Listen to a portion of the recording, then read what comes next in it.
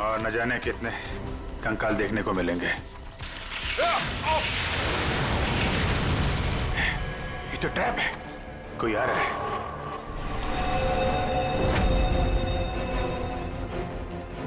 ये तो रणवीर है। रणवीर,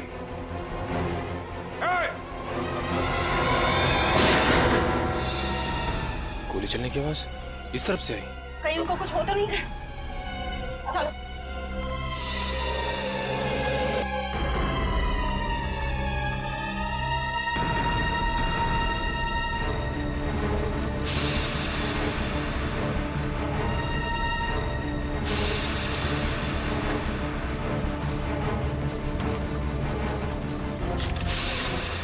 घबराइए मत, मैं आप पे गोली नहीं, मैंने इस पे चलाई थी जो आपको मारना चाहता था। तुम रणवीर हो ना? रणवीर तो मेरे दादाजी का नाम था। मैं आकाश हूँ। आकाश, तुम्हारी शक्ल बिल्कुल तुम्हारे दादाजी से मिलती है। हाँ, ये बात पहले कई लोग बोल चुके हैं मुझे। मगर तुम अपने दादाजी की तरीके से चमत्कारी तालाब के चक्कर में कैसे पड़ गए? 2 महीने पहले मैं ये देश में भी नहीं था, यूएस में लॉ की पढ़ाई कर रहा था कि अचानक मेरी मुलाकात संजय से हुई। वो इस तालाब और मेरे परिवार के संबंधित कुछ जानकारी चाहता था। अच्छा, तो तुमने संजय को अपने दादाजी के बारे में बताया? हाँ, मगर मुझे कोई अंदाजा नहीं था कि ये तालाब कहाँ है। और संजय से बात करके मेरी उत्सुकता भी बढ़ गई। और इसलिए तुम इंडिया चले आए ताकि संजय पे नजर रख सको और उस तालाब तक पहुंच सको जिसके चक्कर में तुम्हारे दादाजी यहाँ आए थे। हाँ, और इस राज तक भी पहुंच सकूं कि मेरे दादाजी उस तालाब के तलाश से वापस लौटे क्यों नहीं। अच्छा, क्या संजय को वाकई लगता था कि उस तालाब में कोई चमत्कारी शक्ति? नहीं, वो चमत्कारी शक्ति के पीछे नहीं था सर, वो खजाने के पीछे था जो अंग्रेजों के जमाने से वहाँ पे दबा पड़ा है। किस खजाने की बात कर रहे थे? सालों पहले स्पेन देश से एक ट्रेजर शिप आई थी इस टापू पर तालाब की तलाश में। अच्छा, उस शिप के कप्तान की डायरी संजय के घर से मिली थी ना? हाँ, उसी डायरी से उसे खजाने के बारे में पता चला और कुछ महीनों बाद वो शिप समुंदर में डूब गई। मगर शिप में जो खजाना था वो गोताखोरों को नीचे नहीं मिला। मतलब उस शिप के किसी आदमी ने शिप डूबने से पहले उस खजाने को यहीं इस टापू में कहीं छुपा दिया है। हाँ, और संजय को उस खजाने की तलाश थी, ना कि किसी चमत्कारी पानी की। सर आप लोग ठीक तो है ना? हाँ, हम लोग ठीक हैं। गोली की आवाज सुन के लगा कि कुछ खतरा है यहाँ पे। खतरा अभी टला नहीं है निखिल। कुछ लोग हैं यहाँ जो खजाने की तलाश में मरने मारने पे उतारू हो गए हैं। सर, तालाब तो मिल गया लेकिन ये तो सूखा हुआ है। लोगों को अमर बनाने वाला तालाब आज वही सूख गया है।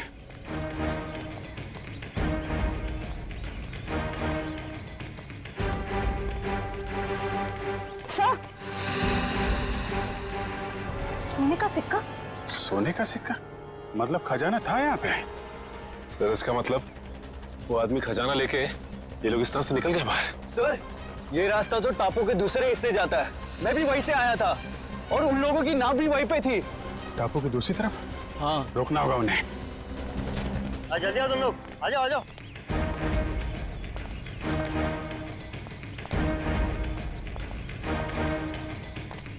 बस बस बस, खजाना यहीं रख दो, बाकी की जिम्मेदारी सीआईडी की है।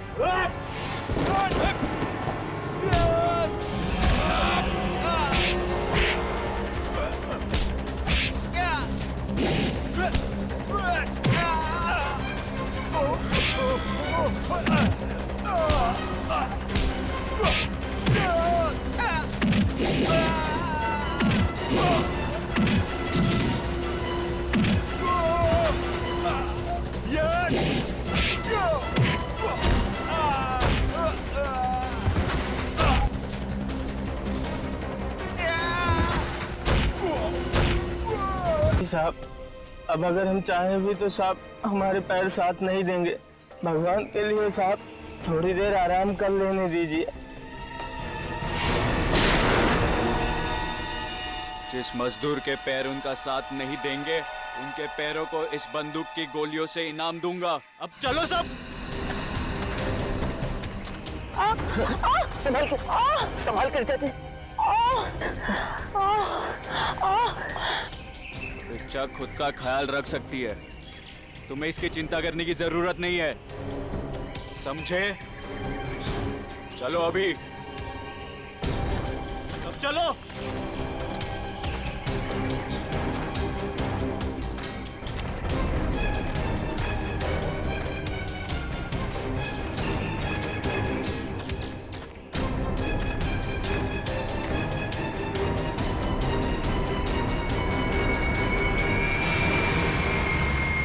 मिल गया।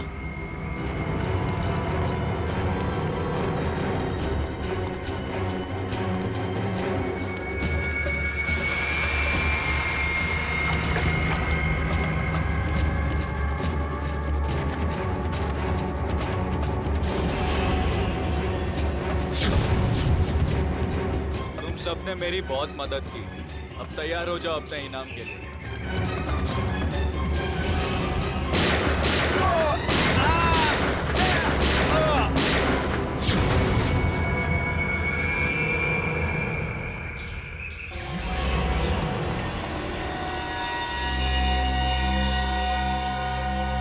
रणबीर, क्या किया तुमने ये?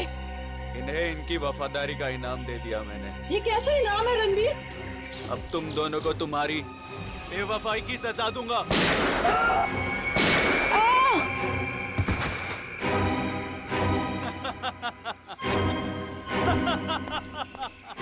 अब मैं अमर हो जाऊंगा।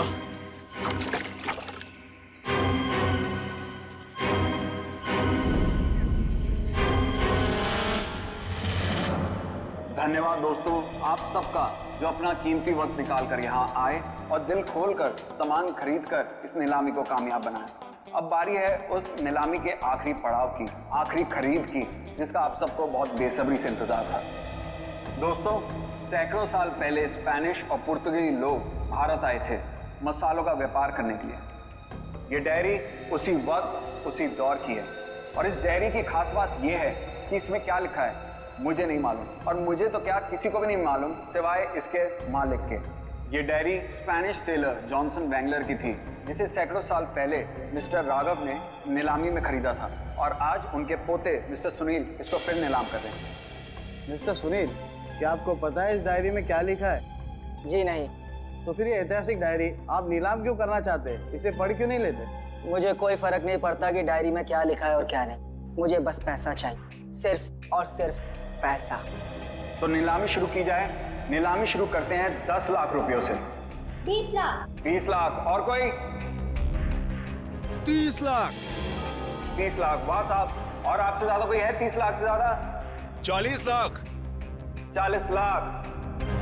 50 लाख। अरे वाह, ये हुई असली कदरदानों वाली बात। कोई और है जो 50 लाख से ज्यादा की बोली लगाएगा?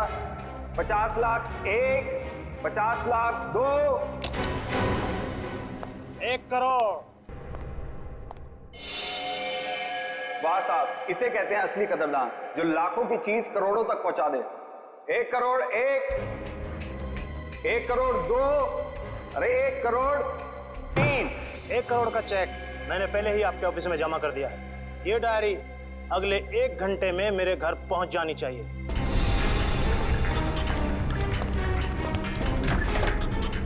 तो जानता नहीं तूने डायरी नहीं, अपनी मौत खरीदी है, मौत।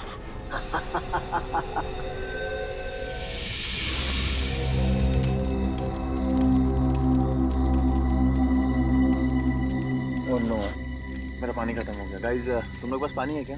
अरे यार, मेरा पानी तो शाम को ही खत्म हो गया था। अरे तो बताना था ना, ढाबे पे भर लेते। ऐसे ही सो जाओ ना यार, कल सुबह तक की तो बात है। यार प्यासे रहता हूँ, मुझे डरावने सपने आते हैं। अनिकेत, ये डरावने सपने और प्यास का क्या कनेक्शन है भाई दबे? पता नहीं, पर मुझे पानी पीना है यार। तू सुधरेगा नहीं, सो जा। यार तुम लोग तीनों के तीनों कुंभकर्ण।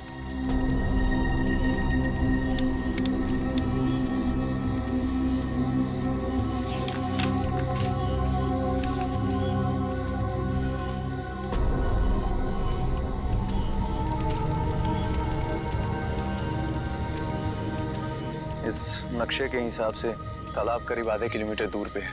प्यास बुझानी है तो तालाब तक तो जाना ही पड़ेगा।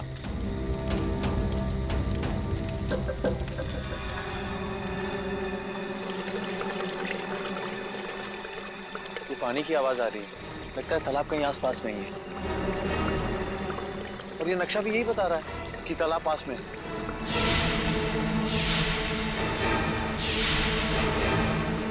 बचाओ बचाओ! ये चीख कैसी है? अरे ये अनिकेत कहाँ चला गया? कहीं ये उसी की चीख तो नहीं? अनिकेत! अनिकेत! अनिकेत! अनिकेत! अनिकेत!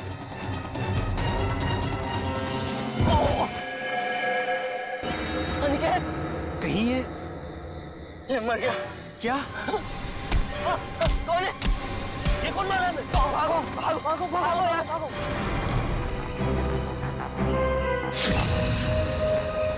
सर तो किसी भारी चीज से वार किया गया है। कैसे हुआ ये सब? सर कल रात अनिकेत बाहर आया पानी पीने, उसी दौरान किसी ने इसकी जान ले ली। और तो और सर हमारे साथ भी हाथापाई हुई। कितने लोग थे? सर अंधेरा काफी था, अचानक हमला हुआ और ठीक से कुछ मालूम नहीं पड़ा सर। सर हमारा एक साथी पूरब भी अब कल रात से नहीं मिल रहा। कल रात वो हमसे बिछड़ गया और मुझे तो डर है कि कहीं अनिकेत की तरह उन लोगों ने पूरब को भी। घबराओ नहीं, हम लोग पूरा को जल्दी ढूंढ लेंगे। चलो ढूंढो, देखो कुछ मिलता है क्या।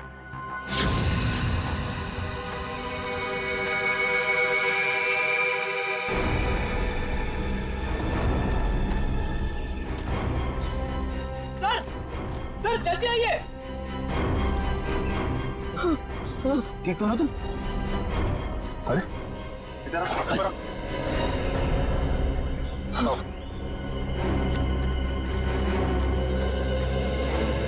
सुनिए, यस सर। प्लीज इधर आइए। पूरब तू ठीक तो है ना? आप लोग ये बताइए कि किसी पे शक है आप लोगों को? सर शायद ये उस बाइक वाले का काम है। बाइक वाला? कौन कौन बाइक वाला? सर वही बाइक वाला जिसने कल शाम हम सबको धमकी दी थी। कल की बात याद है तुम लोगों को? ये सबसे ज्यादा पंगे करता है। ये कौन है? क्या बात है बॉस, कुछ चाहिए क्या? हाँ चाहिए, मुझे चाहिए कि तुम सब लोग सुरक्षित रहो। सुरक्षित? ये इलाका बहुत खतरनाक है, अपने अपने घर लौट जाओ, उसी में तुम सबकी भलाई है। तू हमें धमकी दे रहा है? धमकी समझो, विनती समझो या फिर चेतावनी, जो समझना है समझ लो। मेरा फर्ज था तुम्हें सचेत करना, जो मैंने कर दिया। अब अगर मौत के मुंह में जाने का इतना ही शौक है तो खुशी से जाओ। सर शायद वो 100 किलोमीटर से हमारा पीछा कर रहा था और जिस ढाबे पे हम लोग रुके थे सर वो भी वही रुका था। और उस आदमी का चेहरा नहीं याद है आप लोगों को? नहीं सर, उसने एक पल के लिए भी हमारे सामने हेलमेट नहीं उतारा। ढाबे में खाना खाते समय तो हेलमेट निकाला होगा ना? ढाबे वाले से पता करो, देखो शायद उसे कुछ याद हो। ठीक है तुम साथ में।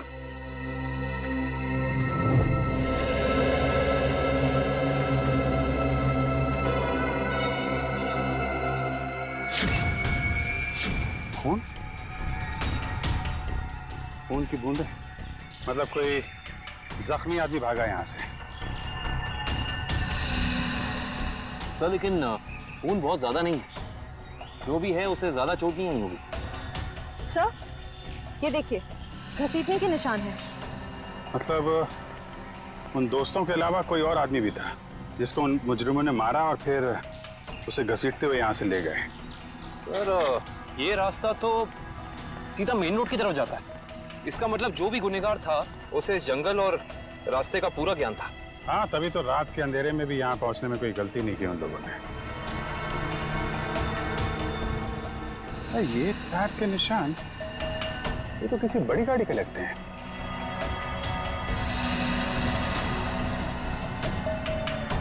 8.5 इंच। सर ये तो लेस्कॉट गाड़ी के टायर लगते हैं, क्योंकि इतने चौड़े टायर उसी गाड़ी में होते हैं। मतलब वो मुजरिम कार में बैठ के भागे, फिर वो बाइक वाला, वो तो कार में बैठ के आया नहीं होगा, नहीं तो हेलमेट क्यों लगाता है? एक काम करो, आगे जो टोल नाका है वहां जाके पता करो ये लेस्कॉट गाड़ी वहां से गुजरी है क्या। जी सर। तब तक मैं यहाँ देखता हूँ कुछ और मिलता है क्या।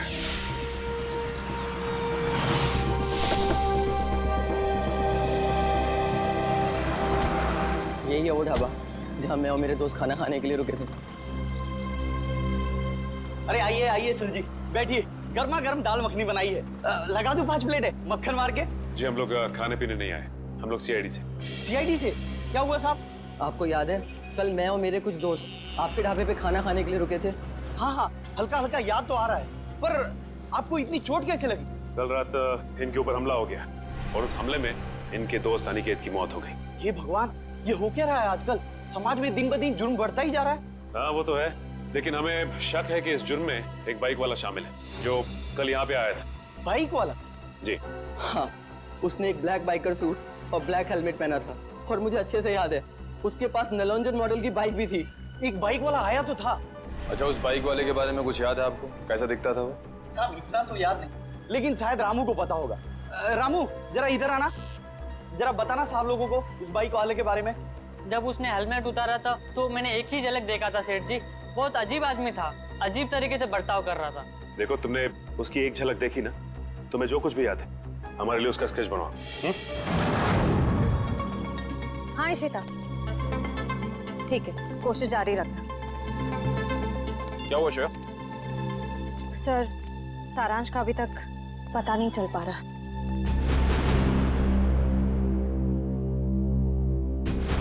हमें सारांश जरूर मिल जाएगा। अगर वो गाड़ी इस रास्ते से गई है तो इस टोल नाके से जरूर गुजरी होगी। सही कह रहे हैं। अरे भाई साहब, यहाँ कल रात में 3 बजे के आसपास कोई एस्कॉर्ट गाड़ी निकली है यहाँ से? पता नहीं सर, मेरी तो दिन की शिफ्ट होती है, रात की शिफ्ट वाला शाम को आएगा। भाई साहब, ये जो सीसीटीवी कैमरा लगा है ये तो 24 घंटे ऑन रहता है ना? जी हाँ सर। इसकी फुटेज देख सकते हैं फिर आप? हम लोग सीआईडी से। हाँ हाँ, देख सकते हैं। आइए।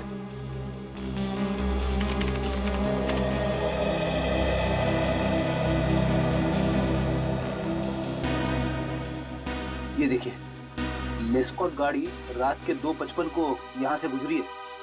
लगती तो वही गाड़ी है। जरा रिवाइंड करिए। एक मिनट पॉज कीजिए। अरे, ना तो ड्राइवर दिख रहा है और ना ही गाड़ी की नंबर प्लेट। थोड़ा जूम कीजिए। ये क्या लिखा है? Car on rent. Car on rent? Sir, ध्वनि नगर में कार ऑन रेंट नाम की कंपनी है। कहीं ये गाड़ी वहीं से किराए पे तो नहीं ली गई थी? सर, ये रहा स्केच। बन गया स्केच? यही वो आदमी? हाँ साहब, ऐसा ही कुछ दिखता था वो। ठीक है, आसपास की दुकानों से पता करते हैं। किसी ना किसी ने तो जरूर देखा होगा उसे। भाई साहब, इस स्केच को ध्यान से देखो। इस आदमी को पहचानते हो? नहीं देखा इसको इससे पहले। साहब, बुरा ना मानो तो ये फोटो मैं देख सकता हूँ? अरे काका, इसमें बुरा मानने की क्या बात है? देखिए।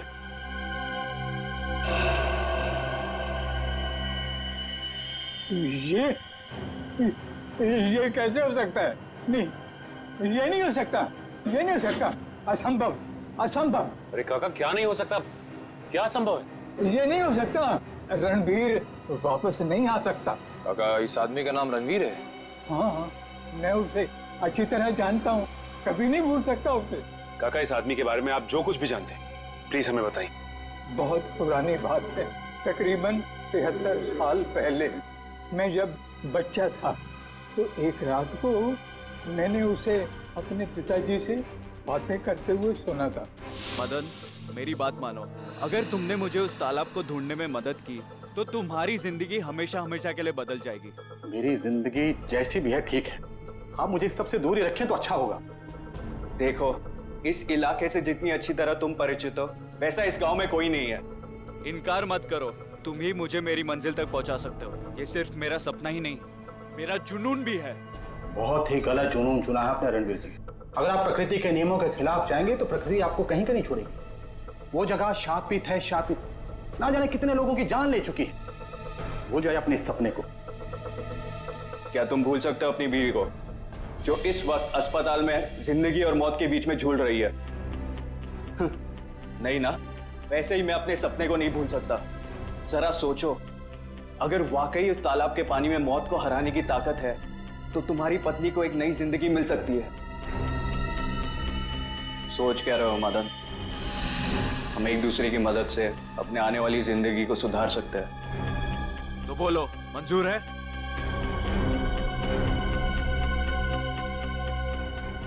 ये कैसे हो सकता है काका?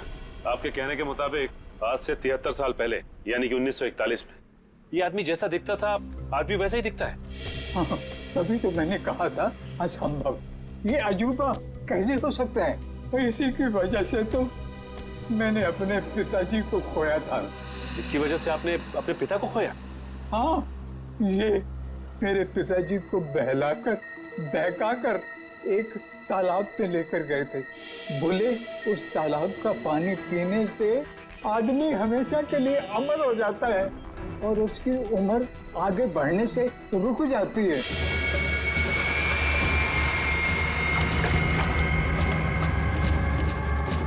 ये कैसा तालाब है काका? मेरे पिताजी तो वापस नहीं आए, शायद उसे वो चमत्कारी तालाब मिल गया होगा और उसी की वजह से आज तक 73 साल पहले जैसा अभी तक वैसे का वैसा ही दिखाई दे रहा है। काका ये कैसी बातें कर रहे हैं आप? ये सारी बातें किस्से कहानियों में होती हैं, असल जिंदगी में इनका कोई लेना देना नहीं, समझे? बिना आग के कभी धुआं नहीं उठता बेटा। तुम भले ही ना मानो, लेकिन उस तालाब के पानी में कोई शक्ति है जो मौत को भी पराजित कर सकती है। सर पूरा जंगल छान मारा लेकिन कोई सुराग नहीं मिला। एक मिनट वो देखो, ऐसा लगता है यहाँ हाल फिलहाल में ही खुदाई हुई है। तो देखो। Yes sir.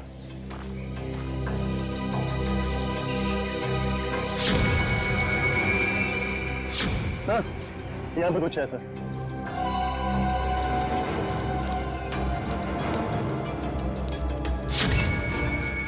माय गॉड, ये तो सालों पुराना कंकाल लगता है। सर मुजरिम लाशों को जंगल में दफनाते थे ये तो पता था, पर पहली बार मुजरिम इतना सालों पुराना कंकाल जंगल में दफनाने आए। पता नहीं वंश, दफनाने आए थे या फिर निकालने। गुड मॉर्निंग डॉक्टर साहब। What is so good about this morning? ये लो। हेलो हाय ना करो तो नाराज और करो तो मुश्किल। अरे इतने उखड़े हुए क्यों हैं सर आप? भाई साहब जब आपको पता लगेगा ना कि अनिकेत की मौत कैसे हुई, आप भी इतने ही उखड़ जाएंगे। सर जरूर किसी हथौड़े या डंडे से वार किया होगा। सर इससे पहले भी हम ऐसे केस सुलझा चुके हैं। मगर निखिल, पहले के केसेस में और इस केस में फर्क है, और वो ये कि जिस हथियार से अनिकेत के सर पे वार किया गया है वो हथियार 100 साल पुराना है। क्या? 100 साल पुराना? उड़ गए होश? उखड़ गए ना? भाई साहब, अनिकेत के सर पर से मुझे लोहे और लकड़ी के छोटे छोटे टुकड़े मिले हैं और ये टुकड़े 100 साल से भी ज्यादा पुराने हैं। लोहे और लकड़ी के टुकड़े? मतलब हथियार कोई ऐसी चीज है जिसमें लोहा भी है और लकड़ी भी? हाँ, आइए मैं दिखाती हूँ।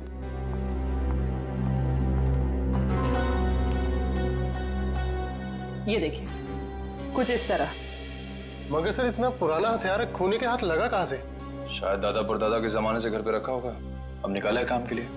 और अगर मैं कहूँ कि ये कंकाल जो आप लोग लेके आए हैं, ये कंकाल भी 100 साल से ज्यादा पुराना है, तो मतलब कितना पुराना है ये कंकाल? जिस तरह वो हथियार 100 साल पुराना है, ठीक उसी तरह ये कंकाल भी 100 साल पुराना है।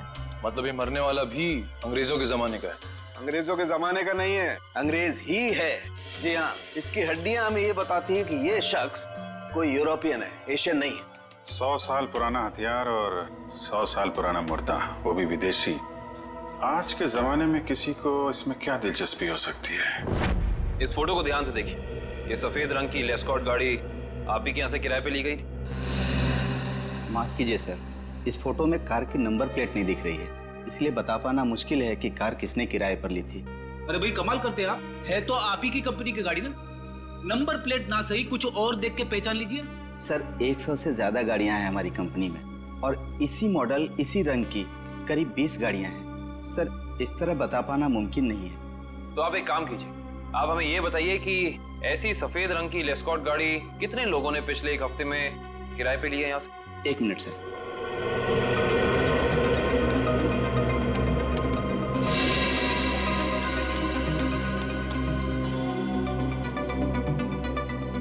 सर कुल मिलाकर 7 लोग हैं जिन्होंने पिछले हफ्ते सफेद रंग की लेस्कॉट कार किराए पर ली थी। गुड। अब हमें इन 7 की पूरी जानकारी चाहिए। ठीक है सर। देखते हैं क्या पता चलता है। 5 लोगों से पूछताछ कर चुके, बच्चे 2, इन्हीं में से कोई एक है जो इस केस की अगली कड़ी साबित होगा। हाँ लेकिन फ्रेडी जी, ये पता करने के लिए भी रिसेप्शन पे कोई होना चाहिए, यहाँ तो कोई है ही नहीं। हाँ यहाँ तो कोई दिख ही नहीं रहा है। जी नमस्ते, कहिए। हम लोग सीआईडी से। एक्चुअली अमर नाम के एक इंसान की तलाश में हैं हम। बात यह है कि उसने सफ़ेद रंग की एक लेस्कॉट गाड़ी को हायर किया और अपने एड्रेस की जगह उसने आपके इस होटल का एड्रेस दिया, इसीलिए हम। जस्ट मिनट, मिस्टर अमर, वो तो कल ही चेकआउट कर गए।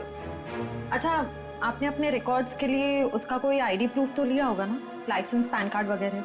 दिखाइए जरा। मैडम लिया तो था, लेकिन आज ही सुबह हमारे कंप्यूटर का हार्ड ड्राइव क्रैश हो गया और उसी के साथ सारा डेटा चला गया। माफ कीजिएगा। अच्छा, ये अमर दिखता कैसा था, उसका हुलिया कैसा था? आप कमरा नंबर 701 वाले अमर सर की बात कर रहे हैं ना? हाँ हाँ राजू, उसी के बारे में बताइए इन लोगों को। क्या था उसका हुलिया? कद यही कोई 5.5 फुट लंबा और हाँ, छोटे छोटे बाल और आंखों का रंग काला था। कद 5.5 फीट, छोटे बाल। इसका मतलब सीसीटीवी फुटेज में जो हमें इंसान दिखा था वो अमर नहीं हो सकता, क्योंकि वो लंबा था और उसके बाल भी छोटे नहीं थे। अच्छा, ये अमर से कोई मिलने आया था उसके कमरे में यहाँ पे? हाँ साहब, 2 लोग मिलने आए थे। उनमें से एक का नाम संजय था और दूसरे का कुछ और कल साहब उन लोगों ने दारू पीकर काफी झगड़ा भी किया था। झगड़ा? तुम्हें पता है किस बारे में ये झगड़ा हुआ था? ये तो मैं नहीं बता सकता साहब, लोग अक्सर दारू पीकर बहक जाते हैं। कोई ऐसी बात जो तुम्हें याद हो जो वो लोग कर रहे थे, कुछ याद है? हाँ साहब, कुछ अजीब अजीब चीजों के नाम ले रहे थे, जैसे फावड़ा, कुल्हाड़ी, कुदाल। मतलब ऐसा सामान जो जमीन की खुदाई में काम आता है। चलो, इससे ये तो पता चल गया कि जंगल में वो जमीन खोदी किसने थी। जिस तरीके के औजारों की बात वो वेटर कर रहा था, उससे तो यही लगता है कि ये संजय एक आर्कियोलॉजिस्ट है। संजय आर्कियोलॉजिस्ट, जो अमर के साथ वहां गड़े हुए मुर्दे उखाड़ने गया था। जरूर कुछ ना कुछ खास बात है उस पुरानी लाश में, वरना कोई इतने सालों बाद सोते हुए मुर्दे को क्यों जगाएगा। और शायद अनिकेत ने उन्हें ये खुदाई करते देख लिया, जिसकी कीमत उसे अपनी जान देके चुकानी पड़ी। लेकिन उस बाइक वाले का क्या, जिसे उस बुढ़े आदमी ने पहचान लिया था? उसके मुताबिक तो वो तालाब का पानी पी के हमेशा हमेशा के लिए अमर हो गया। बेटी, इस दुनिया में कोई आदमी अमर नहीं होता। जरूर उस बुढ़े आदमी का कुछ ना कुछ हाथ है इस अपराध में। सर, इस बाइक वाले के बारे में बड़ी अजीब बात पता चली है। क्यों? ऐसी क्या अजीब बात है? ये देखिए सर, इस अखबार की तारीख 13 जून 1941, यानी कि आजादी से भी पहले। आश्चर्य सर, ये आदमी उस वक्त से वांटेड है। इसने उस वक्त भी कुछ लोगों के खून किए थे। बहू, वही आदमी? ये कैसे हो सकता है? अभिजीत, अगर ये मान के चले कि 1941 में इस आदमी की उम्र 20 साल रही होगी, तो उस हिसाब से तकरीबन आज जिसकी उम्र 90 साल से ज्यादा हो, 90 साल का कोई आदमी इतना जवान कैसे दिख सकता है? हाँ पंकज, ओके ठीक है सर। संजय के घर का पता चल गया, खातीपुरा में रहता है वो। खातीपुरा?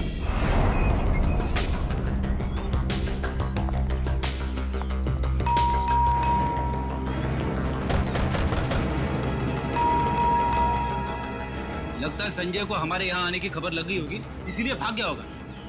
भाग कर जाएगा कहाँ?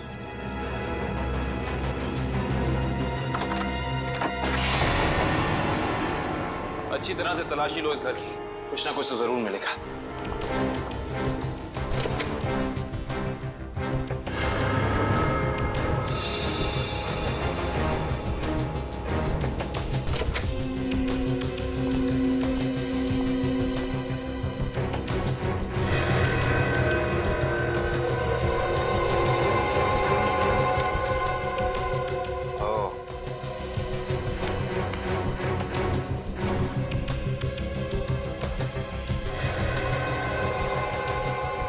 सर, आश्रया, सर ये देखिए, संजय का पासपोर्ट, इस पे काफी सारे देशों के वीजाज लगे हैं। तो लगता है इस भाई साहब को सैर सपाटे का बहुत शौक था।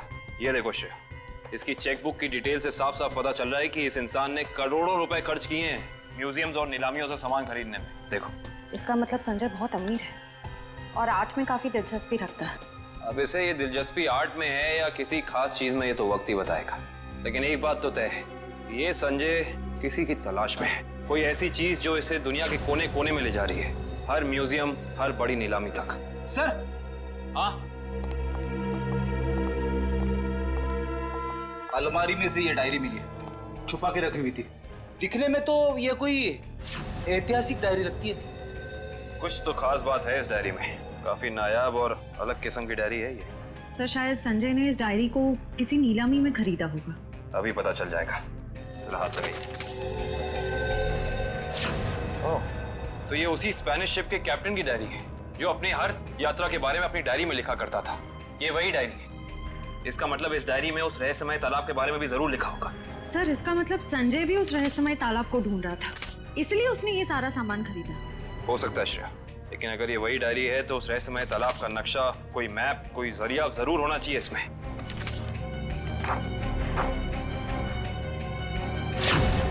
कमाल है, इस डायरी में तो ऐसा कुछ भी नहीं है। कोई नक्शा, कोई जरिया, कोई रास्ता, कुछ नहीं। लेकिन इससे एक बात तो तय हो गई कि इस रहस्यमय तालाब को ढूंढने में दोनों अमर और संजय साथ मिलकर काम कर रहे थे। इसका मतलब हमें इस कमरे में कुछ ना कुछ जरूर मिलेगा। छानबीन करो।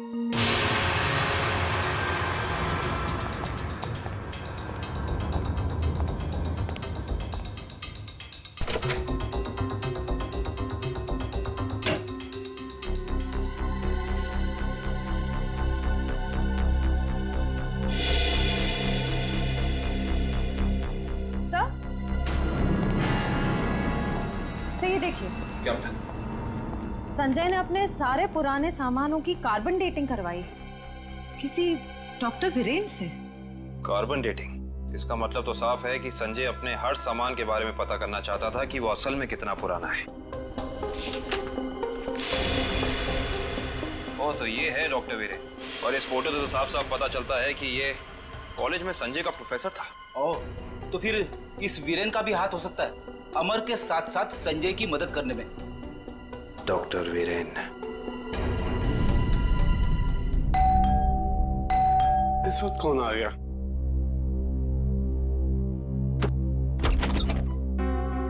आप लोग? हम लोग सीआईडी से, डॉक्टर वीरेन से मिलना है। अभी बुला था सर। आप लोग बैंक से आए ना? नहीं साहब, ये सीआईडी से आए सर। सीआईडी? इसे पहचानते हैं आप? जी नहीं। किसने मारा इसे? हमें पता होता तो अब तक मुजरिम सलाखों के पीछे होता। देखिए, मैं इस मामले में आपकी कोई मदद नहीं कर सकता। चलिए, इस मामले में ना सही, लेकिन किसी और मामले में हमारी मदद कर दीजिए। मैं कुछ समझा नहीं। मैं समझाता हूँ। आप हमें उस रहस्यमय तालाब के बारे में बताइए, जिसका पानी पीकर इंसान कभी मरता नहीं है, जवान रहता है, अमर हो जाता है। ये क्या मजाक कर रहे हैं आप? अगर ऐसा कोई तालाब होता तो दुनिया में मौत नाम की चीज ही नहीं होती। कमाल करते हैं आप भी। हमें तो लगा कि आपके स्टूडेंट संजय ने आपको सब कुछ बताया होगा, लेकिन उसने आपको तालाब के बारे में कुछ नहीं बताया लगता है। संजय? तो आप संजय को जानते हैं?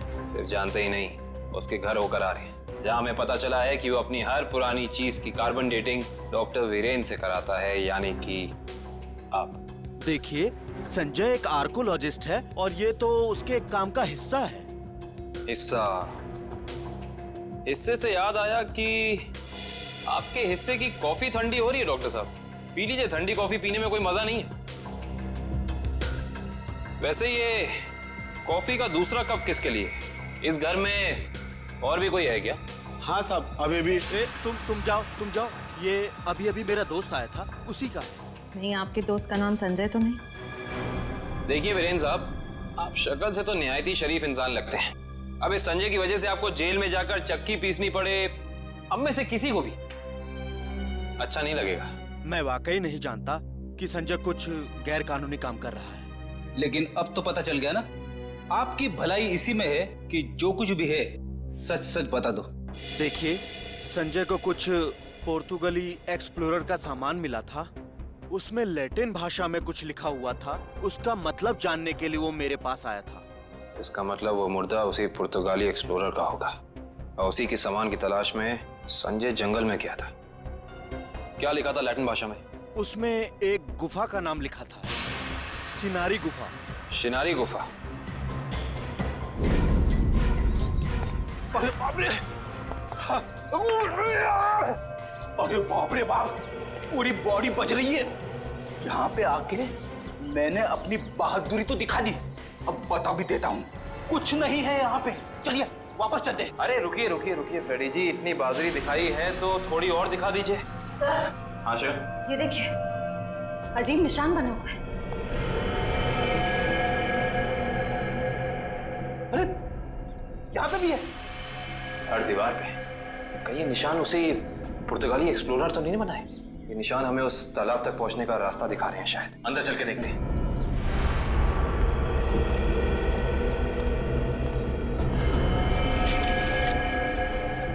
दो लाशें।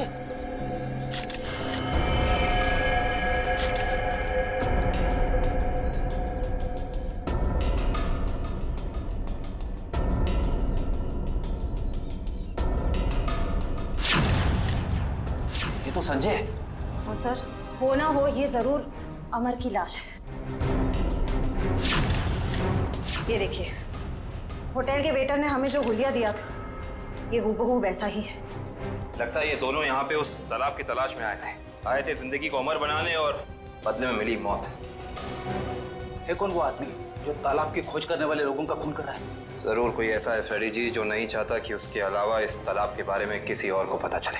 सर, हो ना हो ये काम जरूर रणवीर का ही होगा, क्योंकि जब संजय खुदाई कर रहा था तब रणवीर भी वहां मौजूद था। सर, हाँ, यहाँ पे जूतों के निशान है। ये देखिए, अलग अलग जूतों के निशान दिख रहे हैं। कम से कम 5 लोगों के होंगे। सही कह रहे हैं आप। 2 तो अमर और संजय के होंगे, 1 रणवीर का, बाकी 2 निशान। इसका मतलब साफ है, इस गुनाह में 2 और लोग शामिल हैं, लेकिन कौन?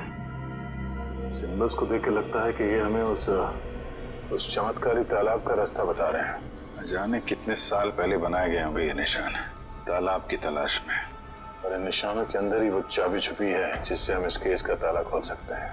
अरे सर, ये तो एक टापू बन गया। और इसके बीचों बीच में है ये तालाब। मगर सर, ये टापू है कहाँ पे और हम यहाँ तक पहुँचेंगे कैसे? इसका पता चल जाएगा निखिल, अगर हम इन निशानों की भाषा समझ पाए, उनको अक्षरों में बदलेंगे तो पता चलेगा। सर, इस तरह के निशान मैंने पजल्स की किताबों में देखे हैं। अब पजल के साथ हायरोग्लाइफिक अल्फाबेट बुक भी आती है ना? हाँ सर। वंश, जल्दी से जाकर किताब लेके आओ। Okay sir.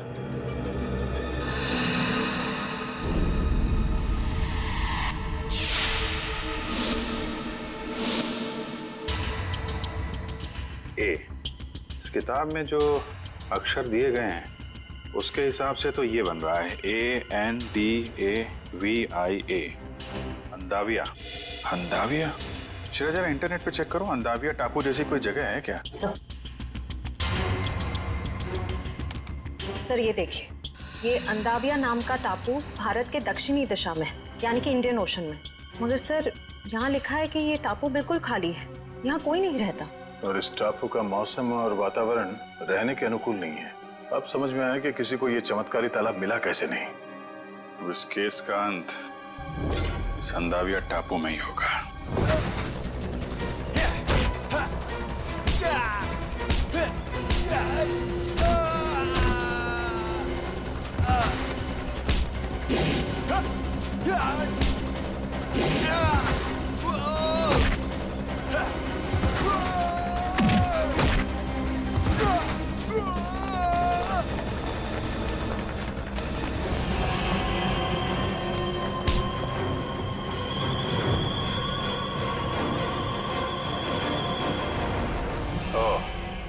तो तुम हो इस खेल के खिलाड़ी।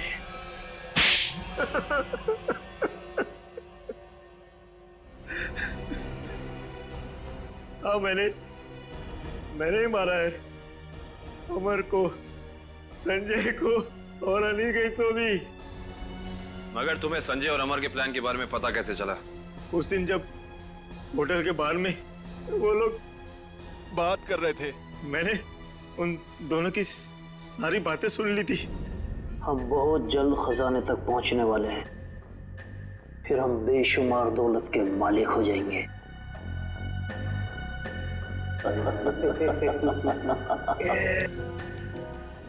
ओ, तो उन दोनों का पीछा करते करते तुम वहां जंगल तक पहुंच गए। हाँ, अमर और संजय वहां खुदाई कर रहे थे। मैं अपने आदमियों के साथ वहां पहुंच गया और अमर की खुद पिटाई की। संजय डर गया और इस बात के लिए राजी हो गया कि खजाने का पता लगाकर वो मुझे उसका 90% दे देगा। और अनिकेत ने तुम्हें ये जुर्म करते हुए देख लिया तो उसका भी खून कर दिया तुमने। हाँ, उसकी तो किस्मत ही खराब थी, बेमौत मारा गया। और जब संजय मुझे उस गुफा तक ले गया, मेरा काम खत्म हो गया।